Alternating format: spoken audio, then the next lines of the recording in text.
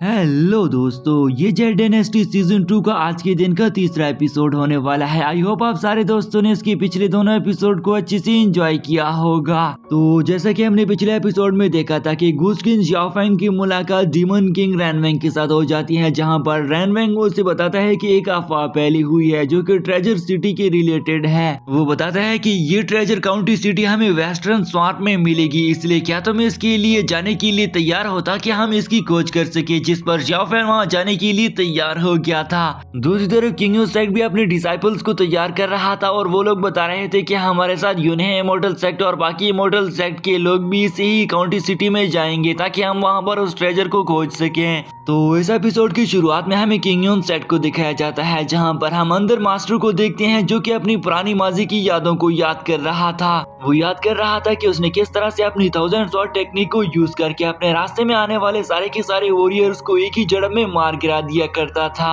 साथ ही साथ में उसे याद आ रहा था कि उसे रोकने के लिए काफी ज्यादा मास्टर्स और साथ ही साथ में बड़े बड़े वॉरियर्स आया जाया करते थे, लेकिन उसके हमलों को कोई भी रोक नहीं पाया करता था। वो बोलता है कि अभी तक बहुत सारे अननोन वर्शिपर हैं जो कि इस बात की दुआ किए जा रहे हैं, जिसकी वजह से अभी तक भी ये सारे के सारे पावरफुल लोग जवाल पजीर हो चुके हैं और कोई भी ऐसा पावरफुल शख्स नहीं बचा है जो कि अभी तक नहीं मरा हो, जिससे ये बात साबित हो जाती है कि जो कोई भी पादरी दुआ करते हैं वो जरूर ही पूरा होती है। साथ ही साथ में वो मास्टर ये बात भी कहता है कि इस बात की भी कोई गारंटी नहीं है कि जो कोई जितना ज्यादा पावरफुल हो उससे उसकी सीट नहीं छीनी जाएगी, बल्कि वैसे बहुत सारे लोगों को देखा है जिनसे उसकी सीटें छीन गई हैं। नेक्स्ट सीन में हम उस एल्डर मास्टर को देखते हैं जहां पर वो उस विलेज में पहुंच आ गया था, जिस विलेज के अंदर उन्हें यहाँ पर ट्रेजर की खबर मिली हुई थी कि यहाँ पर आप लोगों को ट्रेजर्स मिल सकते हैं। इस विलेज का नाम डायू विलेज है, जहाँ पर मास्टर अपनी ग्रैंड डॉटर को बताता है कि इसी ही जगह से जिंगवान की खबर फैली हुई थी, जिसकी वजह से हम सारे लोग यहाँ ट्रेजर ढूंढने के लिए आ गए हैं। ये बात सुनकर तो उसकी ग्रैंड डॉटर उससे पूछती है कि क्या ग्रैंडफादर यहाँ पर हमें ट्रेजर रियली में मिल सकते हैं, जिस पर उसका ग्रैंडफादर हंसते हुए से कहता है कि ये एक ऐसा डेथ का दलदल है जिसके अंदर कुछ भी पता नहीं चलने वाला,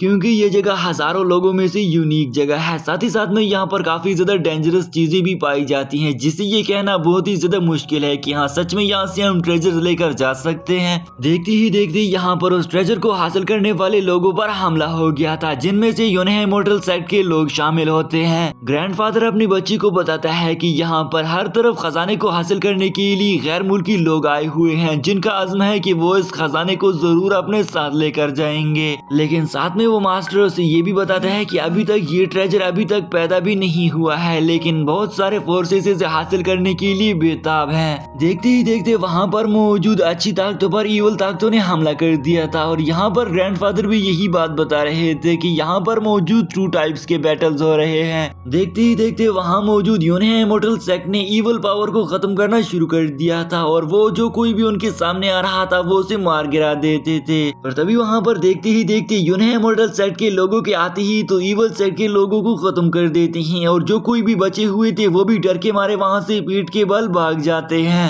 ये हमला दरअसल में यहाँ पर टानियन टेम्पल के मॉन्क्स ने किया था, जो कि अब इन लोगों की हेल्प करने के लिए पहुंच आ गए थे और ये मिशन दरअसल में किंग सेक्ट का था। उन इवल फोर्सेस यानी कि डीमन सेक्ट के लोगों के वहां से भाग जाने के बाद यहाँ पर ये तीनों ग्रुप्स आपस में डिसाइड करते हैं कि हम कभी भी उन्हें यहाँ से भागने नहीं देंगे, हम उनसे अपना बदला लेकर रहेंगे। इसलिए यूने इमोर्टल सेक्ट के डिसाइपल्स तो पहले उनका पीछा करते हैं, साथ ही साथ में वो मॉन्क्स और किंग सेक्ट के एल्डर्स डिसाइपल्स भी उसका पीछा करना शुरू करते हैं। नेक्स्ट सीन में हम उसी ही विल्डर नामी डॉगी शख्स को देखते हैं, जो कि बीच रास्ते पर जाती हुई मन ही मन में सोच रहा था कि यार वो लड़का क्या अजीब लड़का है, अभी अभी तो वो यहीं पर मौजूद था। साथ ही साथ में वो ये भी सोचता है कि वो इन बड़े बड़े माउंटेन्स में एक दिन यहाँ को जरूर छोड़कर जाएगा, कि यहाँ पर आगे जाते हुए काफी ज्यादा लोग बैठे हुए थे कि तभी अचानक से उसकी नजर उस बूढ़े शख्स पर पड़ जाती है, जो कि ऊंची आवाज में येन और यांग एनर्जी के नारे लगा रहा था, क्योंकि यहाँ पर वो शख्स एक ऐसा शख्स है जो कि बाकी लोगों को फ्यूचर के साथ साथ पास्ट बताया करता है और उसके बदले में वो उनसे पैसे लेता है।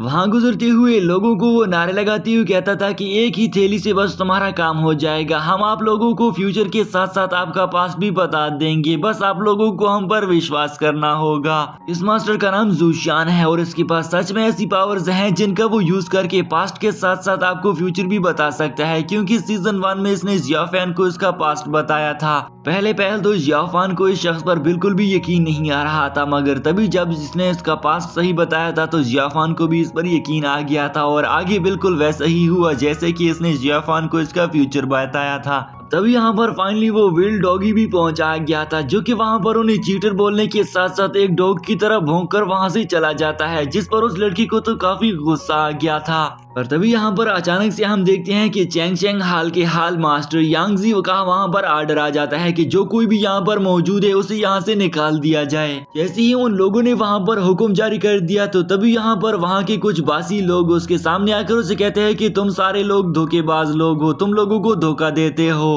अब वहाँ खड़े हुए बासी लोगों को ये कहने की देर ही थी कि ऊपर से उन सारे सोल्जर्स ने उन पर हमला कर दिया था, जिसके कारण तो मजबूरन उन्हें वहाँ से भागना पड़ गया था। यहाँ पर वो वॉरियर फिर से ऐलान करते हैं कि किसी भी शख्स पर कोई भी रहम नहीं किया जाएगा। अब रहम ना करने की बात सुनकर तो ये एल्डर भी समझ जाता है कि अब हमें यहाँ से निकलना होगा, इसलिए वो भी अपना सामान समेटने की करके वहाँ से निकलने लगा था। पर तभी अचानक से उस ग्रैंड डॉटर के सामने एक शख्स खड़ा हो गया था, जो कि उसे कहता है कि मैं अपनी किस्मत आजमाने के लिए आया हूँ, मुझे अपनी कुछ तस्वीरें दिखाइए। वो लड़की भी उसे कहती है कि क्या आपको फेस रीडिंग करनी है या आपको प्लैम रीडिंग या आपको कैटाग्राफी चाहिए, इन तीनों में से आपको कौन सी चीज चाहिए, मैं आपको जल्दी जल्दी करके दे देती हूँ। अब यहाँ पर ये बात कहने की देरी थी कि तभी वो लोग भी इसके पास आकर उसे कहते हैं कि क्या तुमने हमारे मास्टर की बात नहीं सुनी, उसने क्या कहा है। लेकिन वो उनकी बात नहीं सुनता और यहाँ पर लड़की से कहता है कि तुम देखो, मेरे लफ्जों को देखो, मैं चाहता हूँ कि तुम मेरी अच्छी सी किस्मत चेक कर लो कि आगे मेरी किस्मत कैसे होने वाली है। अब ये बात कहते हुए तो उन सोल्जर्स को भी बर्दाश्त नहीं हुआ और उन्होंने इस पर हमला करना शुरू कर दिया, मगर तभी यहाँ पर वो पेन के साथ नाम लिखते हुए उन सोल्जर्स पर भी हमला कर देता है। हमला करते साथ ही तो उसके अंदर मौजूद ग्रीन ईवल एनर्जी ने उन सोल्जर्स को इर्द गिर्द से घेर लिया था, इसलिए यहाँ वो बार बार उससे पूछते हैं कि तुम अपना नाम बताओ, हम तुम्हें देख लेंगे। वो उसे बताता है कि मेरा नाम किन रू है।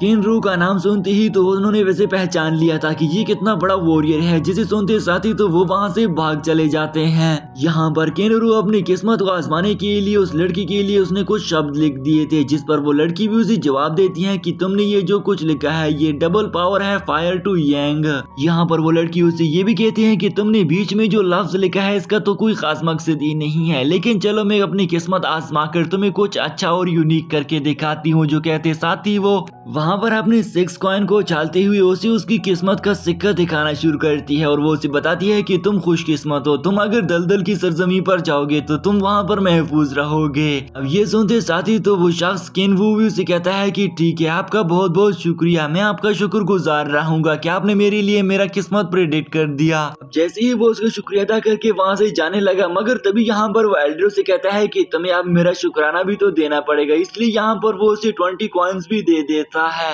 पर तभी यहाँ पर किनरू के जाने से पहले वो उसे बताता है कि मेरा एक दोस्त है जो मरना चाहता है और वो भी सिर्फ और सिर्फ एक लड़की की खातिर। ये कहते साथ ही वहाँ पर काले घने बादल छा गए थे, जो कि कहते साथ ही हम देखते हैं कि यहाँ पर वो लड़की भी उन्हें कहती है कि हमें बहुत अफसोस हुआ जो तुमने हमसे ये अल्फाज शेयर किए। वो लड़की यहाँ पर उसे कहती है कि अगर आपको और भी किसी की किस्मत को चेक करना है और वो भी किताब में से, तो तुम्हें उसकी औराक को खुद ही बनाना होगा। जो कहते साथ ही तो यहाँ पर उसके औराक ने फैलना शुरू कर दिया था, जिसे वो लड़की जल्दी जल्दी से समेटने की कोशिश करती है, मगर तभी यहाँ पर किनरू उस पर हाथ रख के उस पर अपना एक सीक्रेट निशान बना देता है, जिसे वो लड़की पहचान जाती है और कहती है कि ये तो ये इंस्पिरेट घोस्ट बॉडी है जिसे पूरी दुनिया ही डरती है और ये इस नौजवान मास्टर का इतना अजीब और ताकतवर नाम है। साथ में वो उसे कहती है कि आपने मुझे ये जो कुछ बना के दिखाया और जो मेरे सामने खड़ा है ये तो एक दूसरे से मैच ही नहीं हो रहे हैं, तो तुम बोल रहे हो कि ये एक घोस्ट है, घोस्ट के नाम को गलत साबित करने के लिए। तो यहाँ पर किनरू से कहता है कि नहीं नहीं, यहाँ पर तुमने आज गलत साबित कर दिया है, तुम इस मर्तबा बिल्कुल ही गलत हो। जिस पर वो लड़की भी उससे पूछती है कि मैं किस तरह से गलत हूँ। यहाँ पर किनरू से बताता है कि इवल किंग ऑफ हेड ने ही ये सारी की सारी दुनिया को क्रिएट किया है और साथ ही साथ में वो बताता है कि नेदरलैंड लेडी ने यहाँ पर क्रिएशन ऑफ लिविंग थिंग्स को क्रिएट किया है। अब ये दोनों चीजें बताती हुई वो कहता है कि यही मेरी इस रिलीजन की सच्चाई है, तो क्या आप इस पर यकीन करना चाहते हैं या नहीं करना चाहते।